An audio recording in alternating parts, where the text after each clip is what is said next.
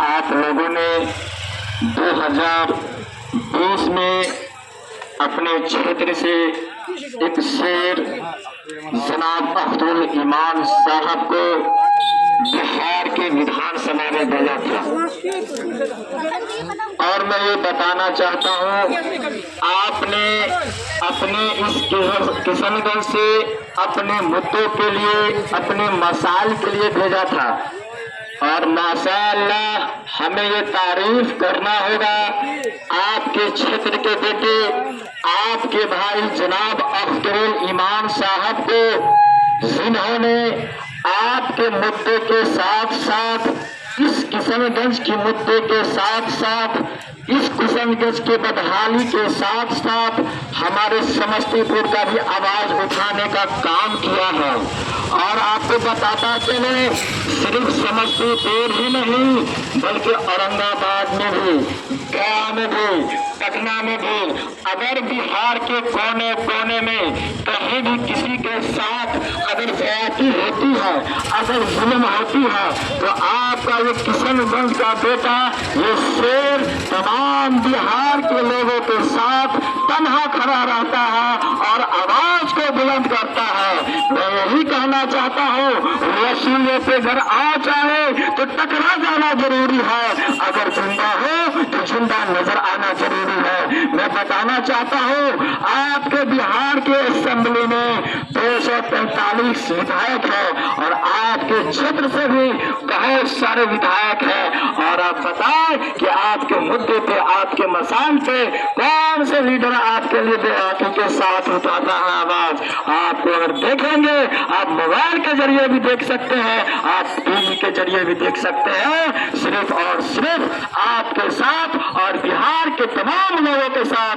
अगर कोई खड़ा रहने का काम अगर कोई तन्हा करता है तो आपके क्षेत्र का बेटा जनाब अब्दुल ईमान साहब करता है। तो मैं ये बताना चाहता हूँ, 26 तारीख को जो आपके यहाँ वोट है, वो सिर्फ वोट ना समझे, सबसे पहले ये समझे ये वोट हम किस लिए देते हैं, ये समझना ये जरूरी होगा, ये किस चीज का वोट है और किस लिए ये वोट लिया जाता है और हम क्यों वोट डालते हैं। सबसे पहले मैं बताऊं, ये वोट जो 26 तारीख को आप डालेंगे, ये लोकसभा का चुनाव है, पूरे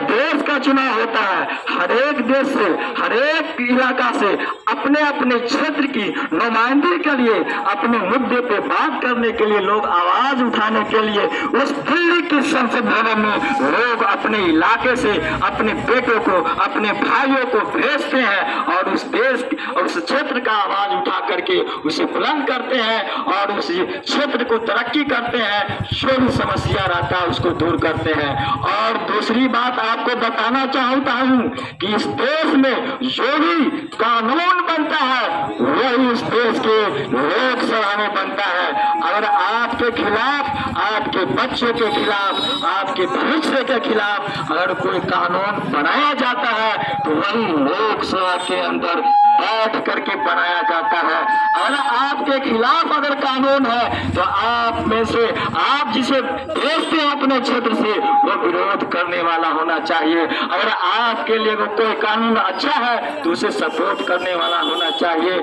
आपने देखा जब एनआरसी लाया गया तो आपके लिए ये एनआरसी और सीए और एनपीआर के खिलाफ अगर कोई आवाज उठाया तो जनाब बैरिस्टर असदुद्दीन ओवैसी साहब है। मैं कहना चाहता हूँ, हिंदुस्तान के कोने कोने से कभी कांग्रेस से कोई नेता, कोई आरजेडी का सांसद, कोई जदयू का सांसद, बहुत सारे चुन के गए थे, लेकिन किसी ने आपके खिलाफ जो बन रहा था कानून आवाज नहीं उठाया। मैं बोलना चाहता हूँ, उस लोकसभा में 543 पार्लियामेंट के मेंबर है, 543 लोकसभा का सांसद है और सिर्फ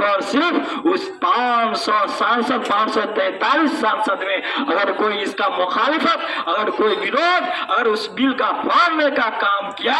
तो जनाब बैरिस्टर असदुद्दीन ओवैसी आपका जो लीडर है, जिसे आप जानते हैं सिर्फ हिंदुस्तान में नहीं उनका चर्चा विदेशों में भी होता है, वह आपका बिल को फाड़ने का काम किया और कहा कि यहाँ के देश को, मुसलमानों को, दलितों के लिए कानून ये जहन्नम की तरफ ले जाएगी, ये कानून देश के लिए खतरा है। और उसी बिल को वही पार्लियामेंट में बड़े सदन में फाड़ने का काम किया। लेकिन आपके क्षेत्र से भी आपने पिछले बार जिता करके भेजा था कांग्रेस का सांसद, जिसे आप जानते होंगे कि जिसे डॉक्टर जावेद कहते हैं, क्या उन्होंने उस बिल का मुखालफत किया?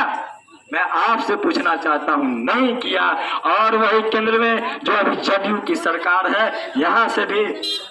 नीतीश कुमार के पार्टी से भी बहुत सारे सांसद से, जिससे यहाँ भी प्रत्याशी मास्टर मुजाहिद साहब हैं, उनके भी अगर बताइए कोई नीतीश कुमार का कोई लीडर, कोई सांसद विरोध किया हो? बिल्कुल नहीं, सबने इसको सपोर्ट किया। अगर तनहा अगर कोई विरोध किया है तो जनाब बैरिस्टर असदुद्दीन ओवैसी साहब है। मेरे भाइयों, अगर मैं यही बात समस्तीपुर से चल के यही कहने आया हूँ, जिस तरह से आपका बिहार का किशनगंज का बेटा